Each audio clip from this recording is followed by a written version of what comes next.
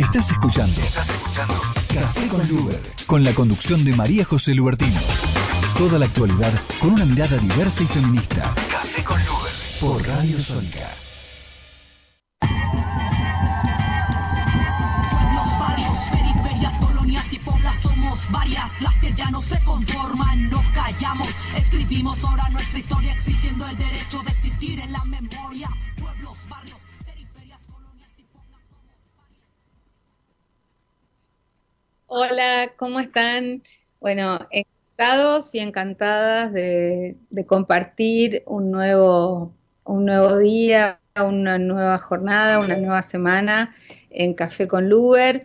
Y bueno, especialmente en esta semana hemos estado todo el fin de semana recolectando firmas a lo largo y ancho de la ciudad de Buenos Aires para decirle no a la venta de la costanera, eh, firmen por el río, para tratar de rescatar de la venta que quiere hacer el gobierno de Larreta de los espacios verdes y públicos de Costa Salguero, de Punta Carrasco. Hay un proyecto de ley que estamos impulsando desde las organizaciones no gubernamentales, desde la sociedad civil, y que queremos que todos firmen, y vamos a seguir todos los sábados con esta propuesta para que te sumes, y porque en la ciudad de Buenos Aires, donde la Organización Mundial de la Salud recomienda que haya entre 10 metros cuadrados y 15 metros cuadrados de espacios verdes, solamente hay 1 metro cuadrado y habitante, y además hay una inequitativa distribución entre los distintos barrios, y hay barrios que no tienen ni 50 centímetros de espacios verdes, 50 centímetros cuadrados de espacios verdes. Entre otros, también este sábado estuvimos acompañando la movida de amigos, amigas, vecinos y vecinas de la Comuna 13 de Colegiales, donde ya empezaron una venta ilegal de espacios verdes y públicos. Durante los gobiernos de Macri y Larreta se han vendido más de 400 hectáreas de tierras verdes y públicas de la ciudad de Buenos Aires, de las cuales 150 eran espacios verdes que necesitamos, y más aún en pandemia, así que te convocamos a firmar para que la legislatura se vea obligada a tratar esta iniciativa popular para convertir a Costa Salguero en un espacio verde. También seguimos reclamando a la Universidad de Buenos Aires que abra el Parque de Agronomía. La Facultad de Agronomía cerró este espacio verde y público, que es urbanización parque, según la jurisdicción de la ciudad. Sabemos que, aunque es propiedad de la universidad pública y gratuita la pagamos entre todos, y es muy importante para los vecinos de Agronomía y de la zona de influencia que se abra ese parque, lo mismo que el parque protegido de Costanera Norte, que también en la ciudad deportiva, en la ciudad universitaria, está bloqueado, está cerrado. Estos son temas muy delicados, pero que venimos tratando en todos los programas y que queremos darles continuidad. Y por último, y no menos importante, la movida que estamos haciendo para crear en los 5 playones ferroviarios de Palermo, Colegiales, Villa Urquiza, Liniers y Caballito, parques verdes y públicos. Se pueden sumar a Tierras Ferroviarias Verdes en Facebook, en Twitter, en Instagram, y bueno, las seguimos porque esto es una batalla día a día. Necesitamos estos espacios, que avancen los negocios inmobiliarios en contra del buen vivir y de la salud de esta concentración urbana de más de 17, 18 millones de personas en el área metropolitana, que es absolutamente insalubre, y más si nos sacan los últimos pulmones verdes que tenemos. Dicho esto, le queremos dar la bienvenida a nuestros invitadas de hoy.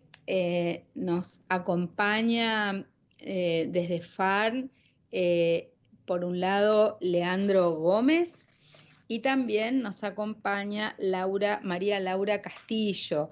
Ellos están encargados y ellos siguen los temas de políticas sobre minería. eh, y me parece muy importante que todos sepan que hay un informe ambiental que, como todos los años, nos entrega la Fundación Ambiente y Recursos Naturales.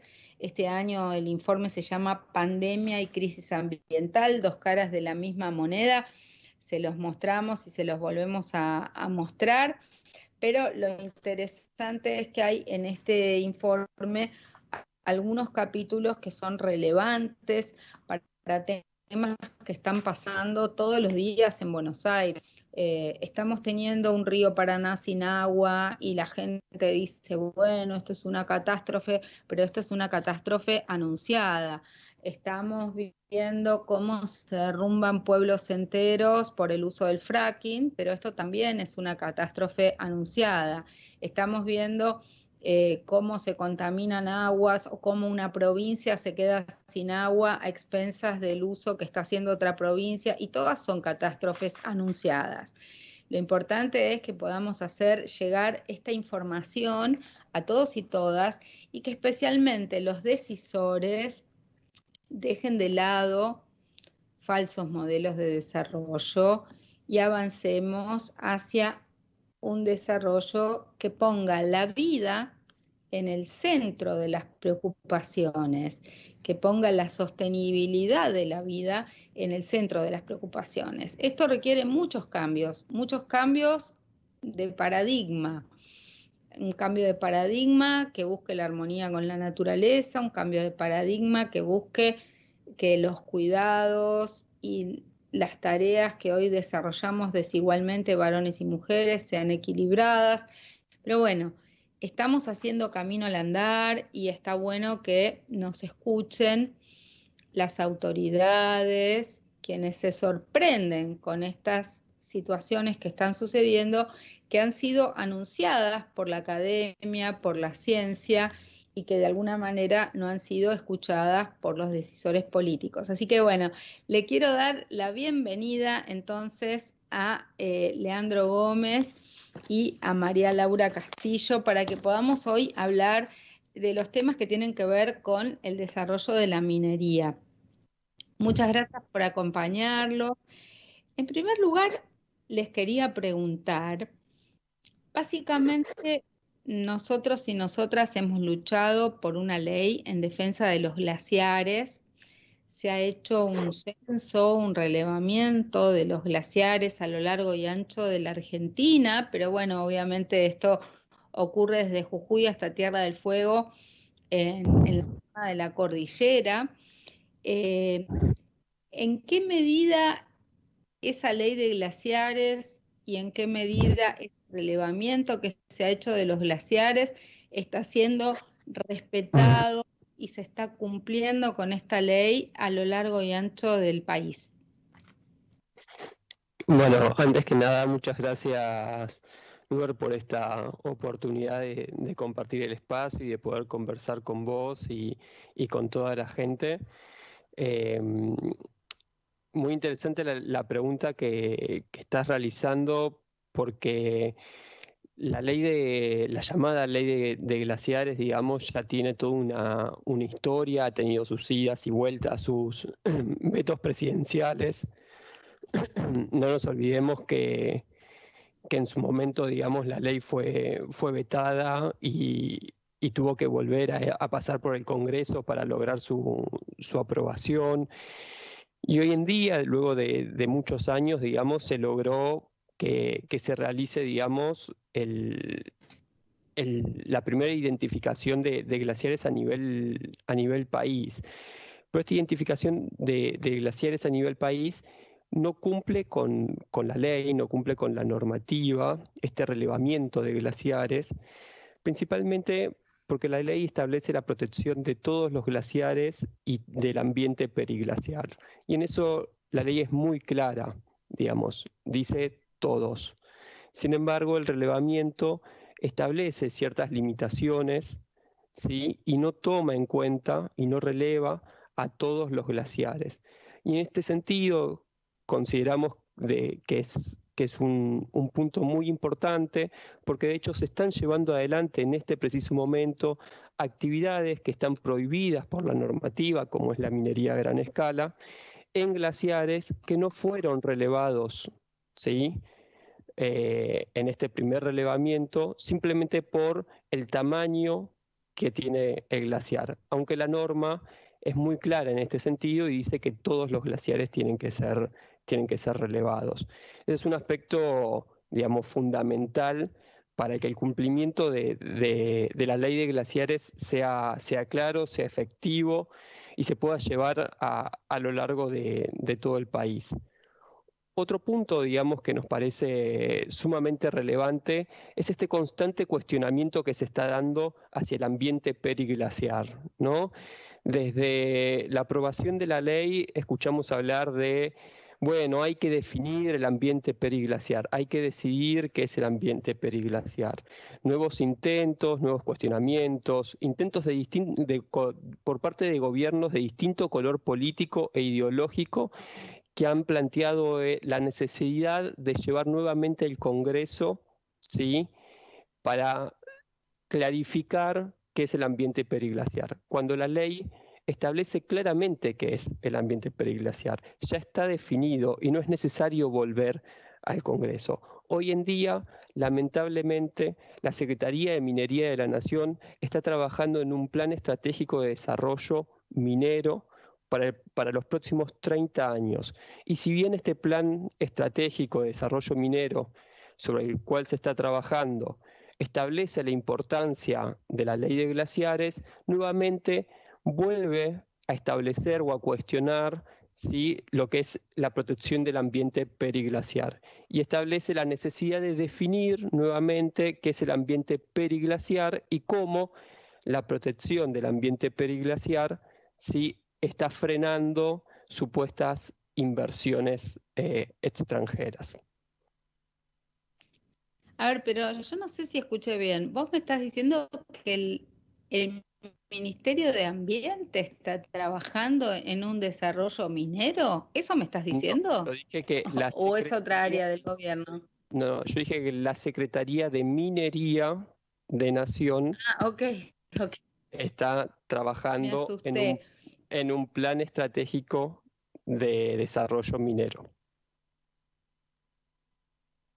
Ahora, ¿qué dice a todo esto el Ministerio de Ambiente de la Nación? Mira, lamentablemente, durante el proceso de elaboración de este plan de desarrollo minero que está liderando la Secretaría de Minería, el Ministerio de Ambiente no está formando parte del proceso, digamos. Esto es una cuestión sumamente alarmante. Así como tampoco están participando otras instituciones gubernamentales que deberían formar parte del proceso en la elaboración de este plan. Por ejemplo, el INAI, ¿sí?, el Instituto Nacional de Asuntos Indígenas, poblaciones vulnerables que se ven afectadas muchas veces por el desarrollo de la actividad minera, de proyectos mineros, ¿sí? Esta institución debería participar del desarrollo del plan, del proceso de elaboración del plan estratégico minero, y sin embargo tampoco forma parte de este proceso. Entonces, nosotros vemos, digamos, con ojos sumamente alarmados la ausencia del Ministerio de Ambiente y la ausencia del INAI. ¿Cuáles son las provincias donde se están llevando adelante desarrollos mineros que ponen en riesgo los glaciares y que contradicen la ley de glaciares? Es algo que se lleva adelante en diferentes provincias. Por ejemplo, en este momento hay un proyecto minero en la provincia de San Juan, José María, donde las poblaciones locales aseguran con informes técnicos independientes que se estaría violando la ley de glaciares. En la misma provincia, también el proyecto Veladero se desarrolla sobre el glaciar Toro 1, por ejemplo, ¿sí?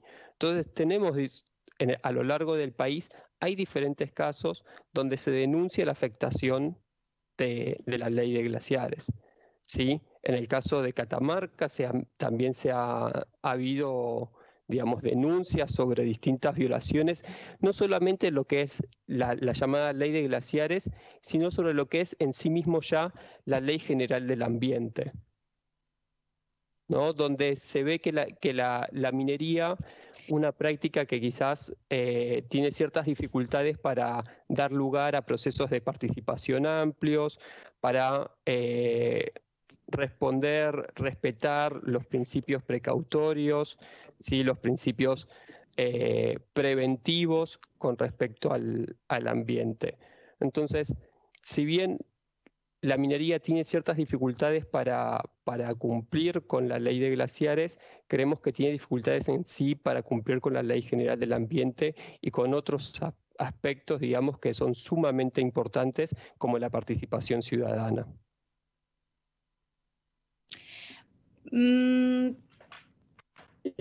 El Ministerio de Ambiente ha abierto distintas instancias de participación ciudadana. De hecho, vivimos hace poquito una audiencia pública por el tema de la exploración sísmica para la explotación petrolera en Mar del Plata.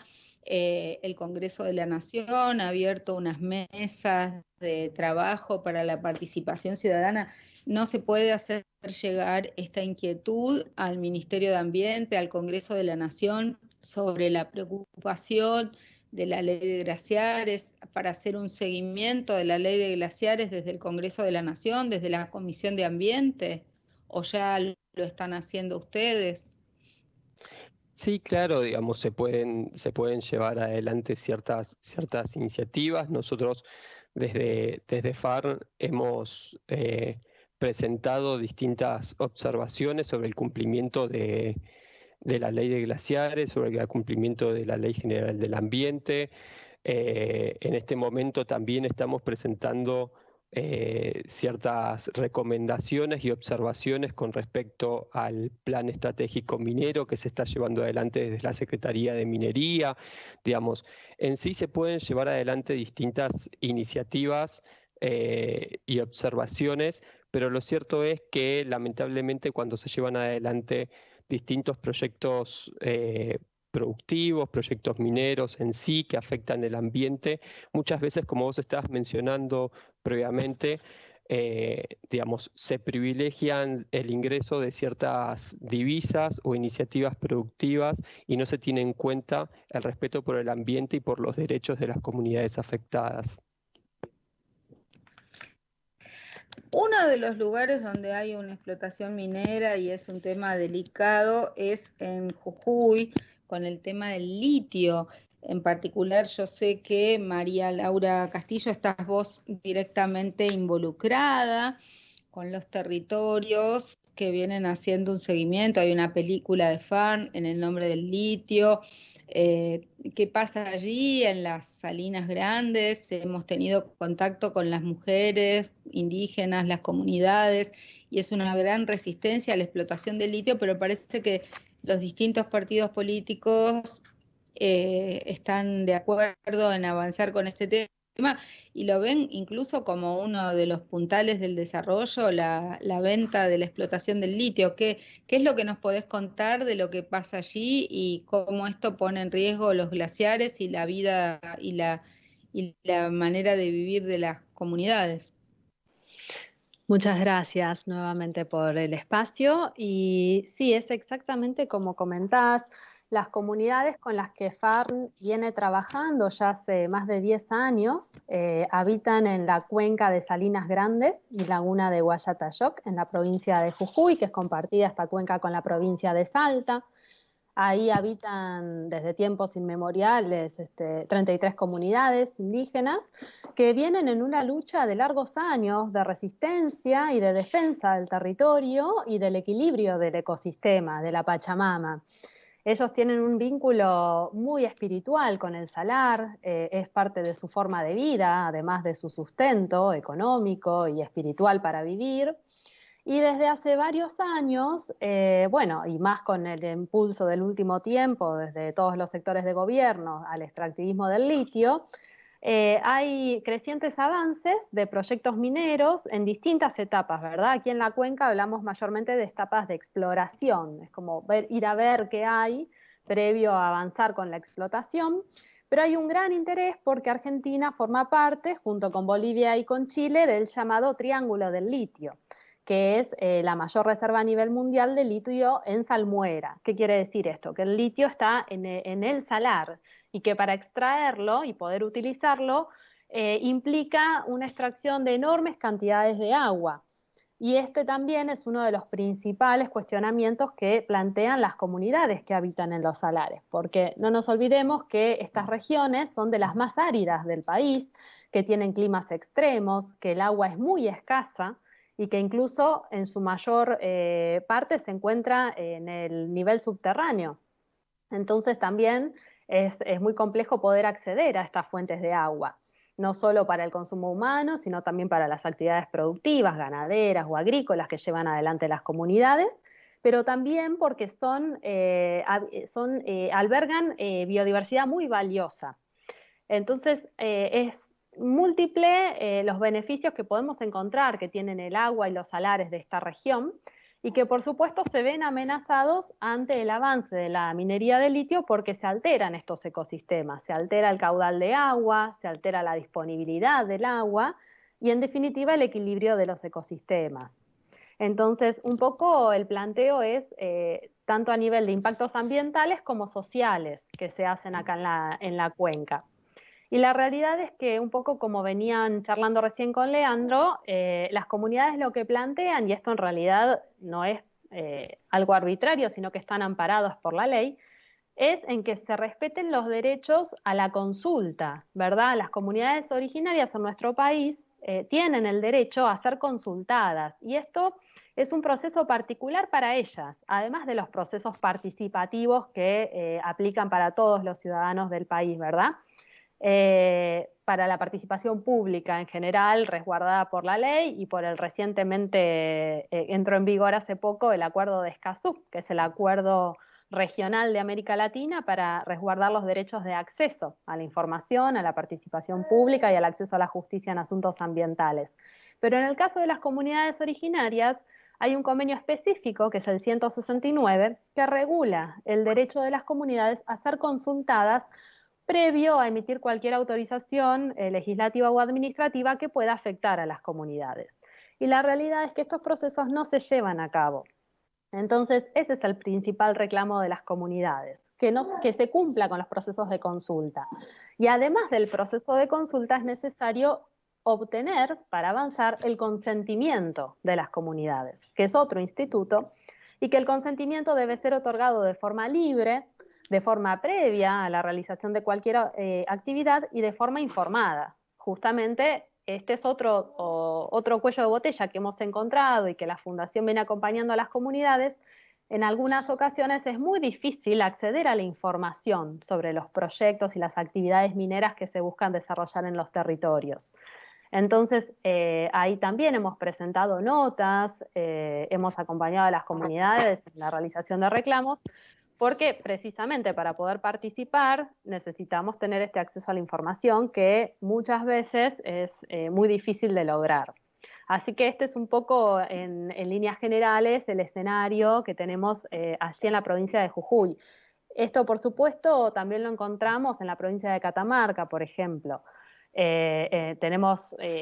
Trabajamos junto con algunas organizaciones de la sociedad civil que también nos cuentan que en Catamarca existen situaciones similares en las que los proyectos mineros también avanzan en la presentación de pedidos de autorizaciones para funcionar sin realizar estos procesos que decíamos ni de participación, ni de consulta, ni de consentimiento, ¿verdad? Así que bueno, vemos un poco el preocupante panorama que tenemos en lo que respecta a la participación de la sociedad en este proceso, ya que estamos hablando de modelos de desarrollo y que encuadra esto en las iniciativas gubernamentales que decíamos, como el Plan de Desarrollo Minero, que se está llevando a cabo sin la participación, al menos hasta este momento, de las voces de los territorios, ¿no? Que también tienen mucho para opinar y decir sobre cómo quieren desarrollarse y de cómo ven los impactos de esta minería en su territorio. Veíamos en el año pasado y este año continúan las resistencias a las políticas mineras en Mendoza, en Chubut, pero pareciera ser que los gobiernos provinciales siguen adelante más allá de las audiencias públicas o de los clamores populares. Justamente con la nueva normativa, con el acuerdo de Escazú, ¿qué futuro le ven a estos conflictos? Porque no me parece que esto tenga solución, salvo que los gobiernos entiendan que otras formas de desarrollo son posibles. Sí, esto es algo que nosotros venimos planteando y bueno, en el informe ambiental de FARN se habla mucho de esto, de la necesidad de discutir el modelo de desarrollo y de poder integrar una pluralidad de voces para definir esto.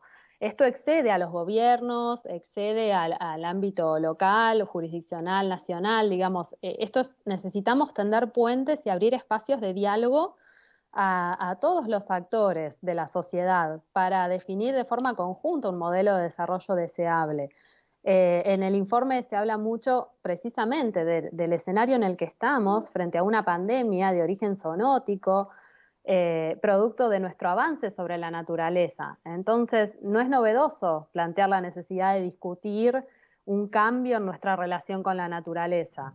Por lo tanto, es imperativo que se respeten estos espacios y que se garanticen los mecanismos necesarios para que estos diálogos tengan lugar y se puedan formular propuestas diferentes. Tenemos que pensar en otros conocimientos, en otra cosmovisión, en alternativas al desarrollo si queremos cambiar el rumbo que estamos transitando.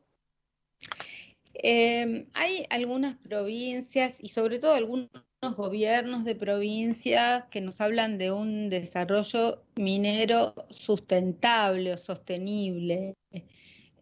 ¿Por qué esto parece un contrasentido y no parece demasiado viable? Bueno, un poco, ¿no? Justamente con esto que venía mencionando María Laura, ya junto desde el gobierno nacional y también con algunos gobiernos provinciales, junto con algunos sectores privados, vienen promocionando una idea, un concepto, comenzaron a hablar, comenzamos a ver en algunos medios de comunicación la idea de una minería sostenible, de una minería sustentable, de una minería inclusiva, ¿no? Cuando estamos hablando de una minería a gran escala. Y para nosotros, justamente como vos bien decías, es un contrasentido, es algo, digamos, imposible. Si estamos hablando de una minería a gran escala, estamos hablando de la explotación de grandes recursos naturales, limitados, finitos. Estamos hablando de una actividad que consume, que usa grandes cantidades de agua, especialmente en territorios áridos, muchos de ellos con estrés hídrico, donde las poblaciones locales no tienen, algunas de ellas, acceso al agua. Estamos hablando de una actividad que consume grandes cantidades de energía, ¿sí? También que muchas veces están junto a comunidades y poblaciones locales que tienen un acceso limitado a la energía. Estamos hablando de una actividad con un alto impacto ambiental en la biodiversidad local, con riesgos de contaminación, con hechos concretos de contaminación en nuestro país y a nivel global. Estamos hablando de una actividad que tiene grandes dificultades históricamente para cumplir con la normativa nacional, con los estándares internacionales, como recientemente mencionaba María Laura, para cumplir, por ejemplo, con los derechos de participación y de acceso a la información de las comunidades locales. ¿sí? Estamos hablando de una actividad que en muchas ocasiones está ligada a prácticas violatorias de derechos humanos.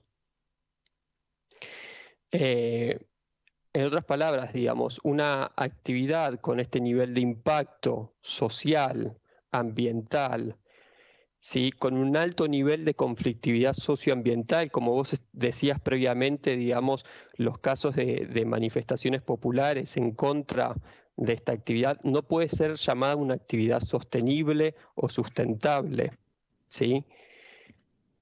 En este sentido, nosotros consideramos que la minería a gran escala no puede ser considerada sostenible, por más de que se traten de llevar adelante ciertas prácticas, ciertas mejoras tecnológicas, ¿sí?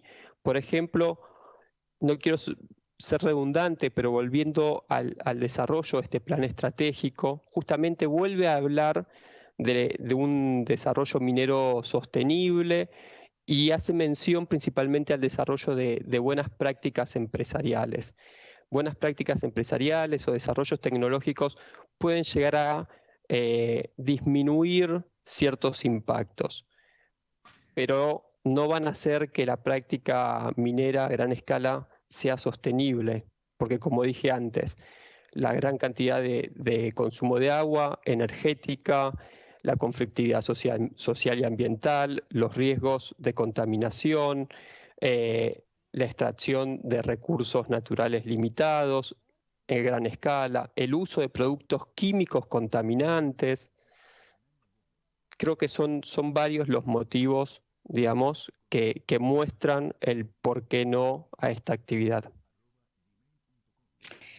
¿Me podés decir hoy, a lo largo y ancho de la cordillera, hablamos del caso del litio en Jujuy, pero cuáles son los efectos devastadores de la contaminación, no sé, del desmoronamiento de ciudades enteras, del uso de cianuro? Concretamente, ¿cuáles son los daños ambientales ejemplos concretos de daños ambientales que se estén produciendo desde Jujuy hasta Tierra del Fuego en el uso de estas técnicas de depredación de la naturaleza? Bueno, sin ir más lejos, tenemos el caso de Veladero, donde se han denunciado, ¿sí?, 3 derrames, donde 3 derrames fueron aceptados, ¿sí?, por la Secretaría de Minería, que fueron realizados, pero las poblaciones locales denuncian que al menos los derrames llegaron a 10, ¿sí? Y esos derrames estamos hablando de contaminación de los ríos, estamos hablando de que son aguas que bajan y son consumidas por las poblaciones locales. Estamos hablando de que muchas de esas poblaciones tienen actividades productivas a nivel local, ¿sí? Estamos hablando de la afectación de estas actividades productivas como agricultura, ganadería, por la contaminación de los suelos, por contaminación hídrica, por contaminación de los recursos hídricos subterráneos, ¿sí? En ese sentido, las afectaciones son varias. Estamos hablando que también estos contaminantes quedan en el aire, digamos, quedan flotando en el aire y son respirados por las poblaciones. Y ya no tenemos que pensar solamente en las poblaciones locales, aledañas a los proyectos mineros, sino que esa contaminación que quede en el aire, digamos, afecta mucho más. Entonces, cuando hablamos de riesgos, tenemos que pensar en todo eso. Y si queremos no solamente pensar en el caso de nuestro país, tenemos el caso de Brasil, donde hace no mucho tiempo, hace tan solo unos años, tenemos el caso de Brumadinho, donde la ruptura de un dique de cola del proyecto minero sí arrasó literalmente, destruyó literalmente una ciudad. Entonces, la población que se encontraba aledaña, arrasando, digamos, cual alud con las casas de la gente y todo lo que había en la población, muriendo, digamos, una cantidad de gente y encontrándose aún hoy en día algunas personas desaparecidas luego del accidente de Brumadinho. Entonces, son distintas las cuestiones, los riesgos, los impactos ambientales, la contaminación, en aquellos casos donde también hay un alto consumo hídrico, digo, sin ir más lejos, el caso del litio que mencionaban previamente, digamos, también lo que se genera es falta de pasturas para el ganado, digamos, afectando las actividades productivas de poblaciones locales. Digo, son diversos los impactos que tienen, no solamente a nivel de las personas, de la biodiversidad, de la flora y de la fauna. No, lo que me preocupa es lo siguiente, las comunidades que viven en estos lugares ven estas consecuencias de manera inmediata, esto no se ve inmediatamente, pero se sufre a lo largo de los años. ¿Cuál es la información de que disponen estas comunidades de lo que les va a pasar? Y bueno, y cómo son las distintas resistencias a lo largo y ancho de las distintas provincias. También otra cosa que me preocupa es las empresas transnacionales que están llevando adelante todos estos proyectos, en muchos casos no pueden hacer estos emprendimientos en sus propios países porque son prácticas que están prohibidas y pueden hacerlas aquí. Esto también nos habla no solamente de un modelo extractivista, sino también de una forma de colonialismo, ¿no? Porque se hace extramuros prácticas que están prohibidas en los gobiernos, en los países de origen. Esto lo hemos visto, no sé, en Noruega el otro día cuando veíamos la audiencia pública de la exploración sísmica para la explotación petrolera en Mar del Plata, Equinor, con capitales del gobierno noruego, no podría llevar adelante esta práctica en el mar noruego, pero viene a hacerla Mar del Plata. Y me parece que lo mismo pasa con varias de las empresas que están explotando nuestros recursos, ¿no? No es una desigualdad, un contrasentido.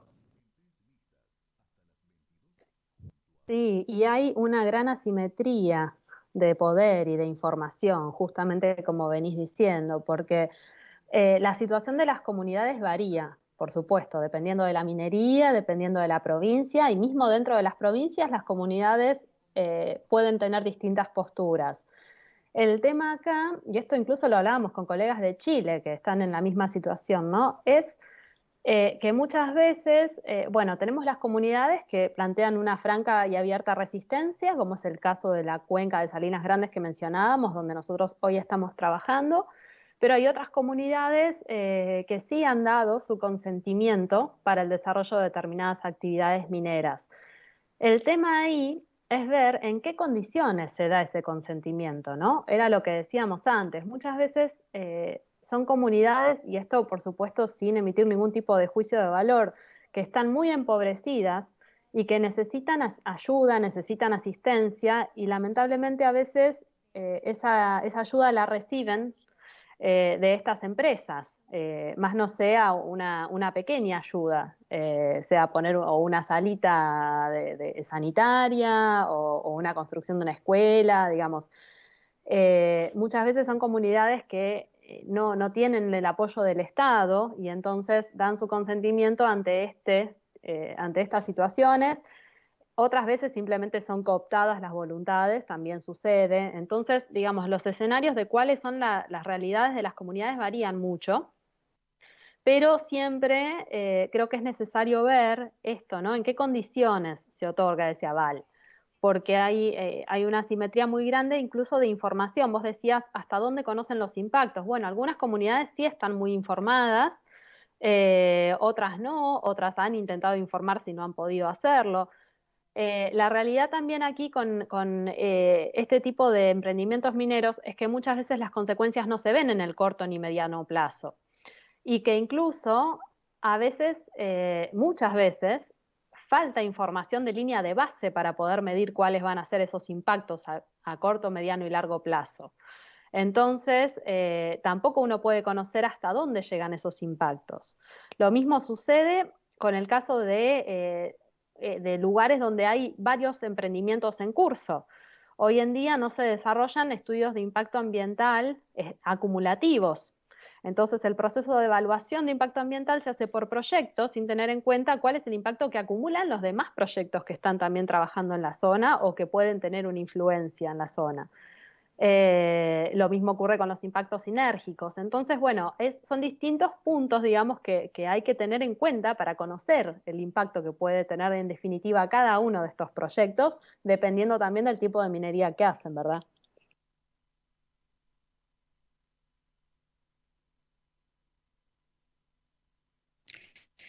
No, es muy importante lo que compartís y sobre todo, bueno, lo que es llamativo es, por un lado, la falta de información de los pueblos de las provincias, es llamativo la connivencia de los gobiernos provinciales o el obnubilamiento con este tipo de emprendimientos y la falta de visión estratégica, o sea, llama la atención que no haya estudios de impacto ambiental estratégico o que todo el procedimiento que requerimos las organizaciones no gubernamentales en realidad se vea como una obstrucción al desarrollo, cuando en realidad es una obstrucción al mal desarrollo, ¿no? Es una pedirle rendición de cuentas a situaciones que pueden desencadenar efectos incluso inconmensurables, ¿no? Eh, ¿Qué posibilidades hay de hablar esto con el Ministerio de Ambiente? ¿Hasta dónde, por ejemplo, en el caso de FARN, han podido llegar a plantear? Eh, FARN ha hecho muchos informes sobre transición energética, han hecho muchos informes sobre todo lo que tiene que ver con, no sé, transición en los modelos productivos, pero no parece haber mucho eco. Pero, ¿cómo es el diálogo con el Ministerio de Ambiente y con el Congreso de la Nación?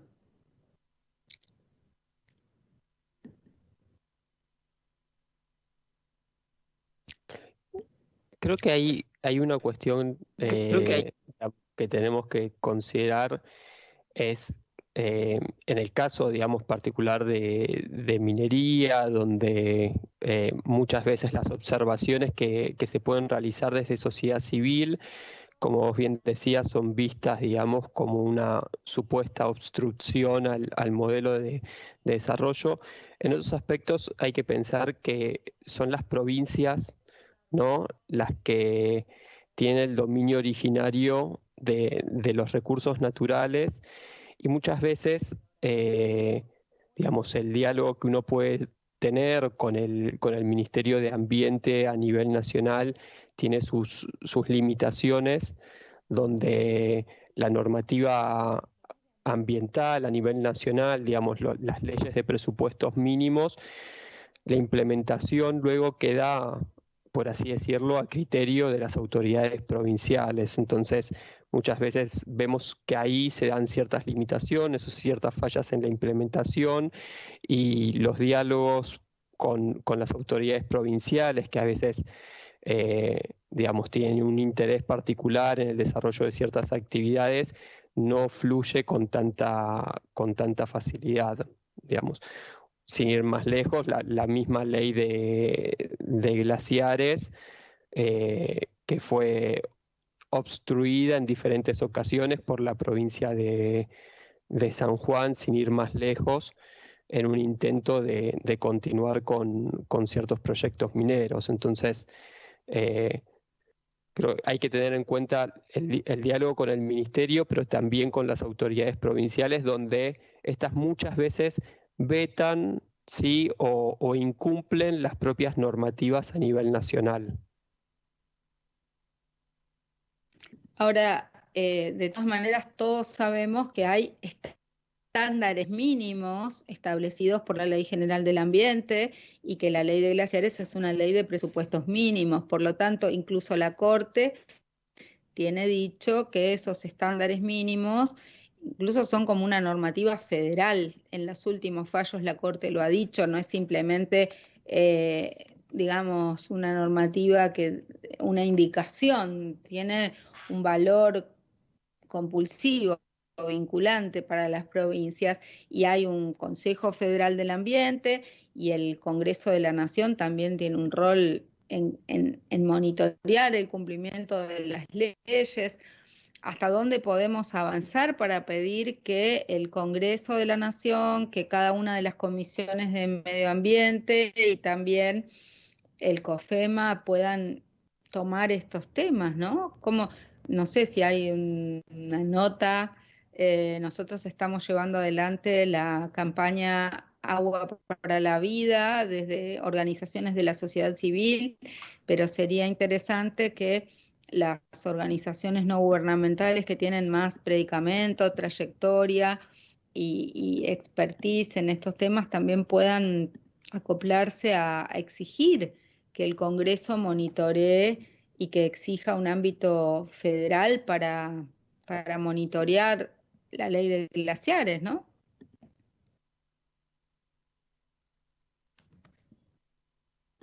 ¿Están ahí? Sí, totalmente de acuerdo, digamos, en el rol del ministerio y en el rol que digamos, debe cumplir para monitorear el cumplimiento y demás. Pero bueno, también sabemos que muchas veces digamos, hay ciertos juegos internos y lamentablemente no se logran cumplir, digamos, las normativas como uno quisiera, y esto nos vuelve un poco al inicio de la llamada donde mencionábamos los incumplimientos en cuanto a la ley de glaciares o a la propia ley general del ambiente en términos de participación y de acceso a la información, donde justamente, digamos, el Ministerio de Ambiente debe monitorear el cumplimiento de esta normativa, de estándares mínimos a nivel nacional. Pero sabemos que a niveles locales, a niveles territoriales, hay serias dificultades en el cumplimiento de la misma. En algunos casos, sumando Bueno, a lo que... Sí. Disculpa. Sí. No, quería sumar a lo que decía Leandro, que algunas acciones que hemos hecho desde FARN, cuando nos enteramos de proyectos como por ejemplo el que mencionaba Leandro de José María, que tiene lugar actualmente, digamos, está en un proceso de evaluación de impacto ambiental. Bueno, lo que hacemos también es presentar pedidos de informes, porque más allá de que el rol del ministerio sea de monitoreo, bueno, consultar cómo ha sido la intervención con la provincia, si ha habido diálogo. También consultamos, según el caso, los casos en el que el Ministerio de Ambiente es punto focal de la Convención Ramsar, entonces cuando hay un proyecto que puede afectar algún sitio Ramsar, también presentamos pedidos de informes allí. Digamos, encaramos distintas acciones desde la ciudadanía para obtener información y poder también generar nuevos elementos para tener mayor información sobre qué es lo que está sucediendo, ¿no? Y ahí acompañar nuevamente principalmente a las comunidades en los territorios que decíamos antes. Esto es muy importante y además yo creo que hay una red cada vez más extendida de ciudadanos, ciudadanas, organizaciones, grupos, colectivos, formales, informales, que cada vez tenemos más conciencia ambiental, más conciencia sobre los impactos y los efectos de este modelo de mal desarrollo, de este modelo colonial en la lógica de explotación y depredación del ambiente. Por eso me parece también muy importante, porque a veces no tenemos en los medios de comunicación la información de las audiencias públicas, de las consultas en relación a estos temas. Pasó hace pocos días lo de la audiencia pública de Mendoza por una explotación también petrolera, y poca gente se enteró, en los medios no hubo repercusiones, la audiencia fue bastante escandalosa por su desorganización, pero bueno, nos parece súper importante, en primer lugar, que ustedes tomen la punta de una acción estratégica para que el Ministerio Nacional no se desentienda de que estos son estándares mínimos establecidos por una ley y son estándares federales, y que la responsabilidad internacional de la Argentina ante los distintos organismos, y en este caso básicamente la responsabilidad en el caso de Escazú va a recaer sobre el Estado Nacional, más allá de que la Constitución Nacional haya puesto en cabeza de las provincias la propiedad de los mal llamados recursos naturales. Y por el otro lado, la importancia y la necesidad de que tengamos la información, ¿no? Me parece que en la audiencia sobre Mar del Plata y la exploración sísmica hubo mayor participación porque tuvo más difusión, pero la audiencia del caso de Mendoza tal vez no tuvo la misma difusión y por eso hubo menos gente y más dificultades para saber. Muchos se enteraron ex post, ¿no? Así que bueno, les agradezco muchísimo que nos hayan acompañado en la tarde de hoy, María Laura Castillo y Leandro Gómez, y a todo el equipo de Fundación Ambiente y Recursos Naturales. Yo los despido, les agradezco, vamos a seguir con otros temas en otros lunes, y bueno, y seguimos con más Café con Luber, y volvemos en un minutito nomás con más temas que tienen que ver con la mirada feminista y ecologista de la realidad. Gracias, hasta luego. Gracias. Gracias. Estás escuchando Café con Luber, con la conducción de María José Lubertino. Toda la actualidad con una mirada diversa y feminista. Café con Luber, por Radio Sónica. En el año 2005, un grupo de amigos creaba un sitio de internet para compartir sus videos, al que llamaron YouTube. Ese mismo año nacía Radio Sónica. Radio Sónica, desde hace 15 años, formando parte de cada día de tu vida.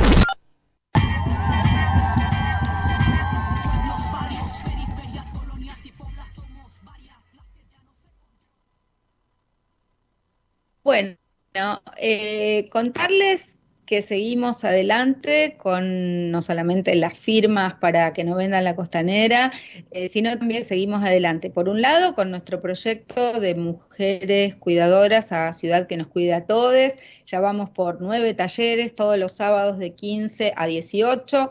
Este sábado que viene vamos a estar con el doctor Jorge Rapp, pasando revista a los cuidados desde la perspectiva de la legislación previsional, y también vamos a estar viendo en el bloque de la ciudad de Buenos Aires, vamos a estar con la legisladora Laura Velasco, que nos va a contar más sobre los cuidados en la ciudad de Buenos Aires y los proyectos de ley que hay en relación a estos temas, y también vamos a entrar en el análisis de la Comuna 10.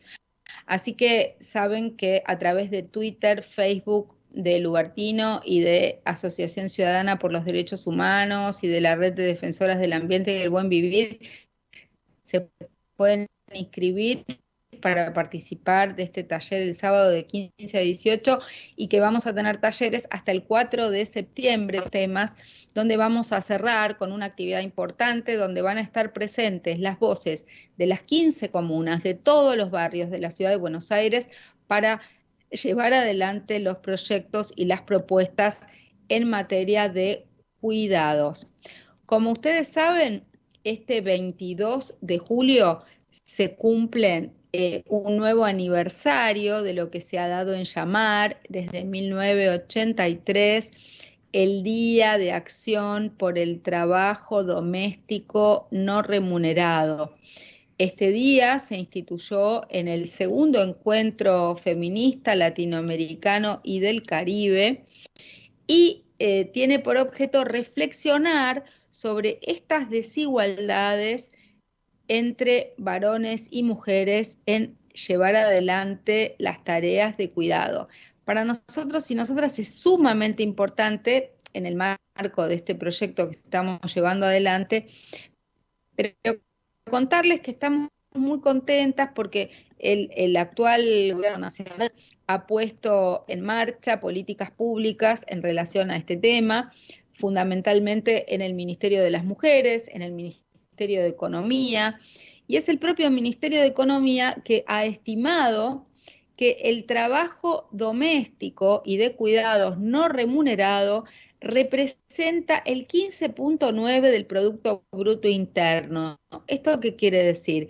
Que es la actividad con mayor aporte a la economía, por encima de la actividad industrial, que aporta un 13.2%, y del comercio, que aporta un 13%. Entonces, se calcula, se estima que el aporte de nuestro trabajo doméstico no remunerado alcanza unos 4 millones, más de 4 millones de pesos para el año 2020. Ahora, a nivel nacional, antes de la pandemia, las mujeres realizábamos en promedio el doble de horas diarias de trabajo doméstico no remunerado que los varones. Y según el INDEC, en el AMBA, durante la pandemia, las mujeres hemos sido quienes hemos asumido mayormente el cuidado de las personas. Las estadísticas del INDEC dicen que hemos asumido el cuidado de las personas en un 70%. Las labores domésticas en un 64% fueron asumidas por mujeres y el apoyo escolar y de los niños en un 74%. Por eso es muy importante que, digamos, la crisis del COVID trajo no solo un crecimiento y una intensificación del trabajo de cuidado no remunerado realizado por las mujeres, sino que también ahora pongamos la reflexión en que la salida de esta situación económica patética en la que estamos y las políticas públicas deben apuntar a mejorar este cuadro de situación y achicar esta brecha entre varones y mujeres. Si comparamos la caída de actividad económica entre el primer y el tercer trimestre del 2020, las mujeres a cargo de niños menores de 12 años fueron las más afectadas en la caída de la actividad económica, en un 11%, mientras que para los varones la caída representó un 5%. Y la del cuarto trimestre del 2020 también tiene un impacto diferencial, mientras que para las mujeres con niños a cargo asciende un 14.2%, para los varones con niños a cargo fue nada más que de un 10.2%. Es decir, es gravísimo para todos, pero siempre fue peor para las mujeres. Por eso es importante salir adelante con políticas públicas que nos tengan en cuenta. Bueno, dicho esto, me despido. También acuérdense que mañana tenemos nuestro taller para mujeres migrantes y refugiadas, que nos pueden seguir en las redes, en Twitter, en Facebook, en Instagram, donde tienen donde inscribirse, y vamos a armar una red de mujeres migrantes y refugiadas contra la violencia y toda forma de explotación. Así que me despido hasta la semana que viene. Esto fue Café con Luber por Radio Sónica. Gracias, Hernán. Gracias, chicos en la radio. Gracias a ustedes por seguirnos y hasta la semana que viene. Chau, chau. Barrios, periferias, colonias y poblas somos varias las que ya no se conforman, nos callamos, escribimos ahora nuestra historia exigiendo el derecho de existir en la memoria.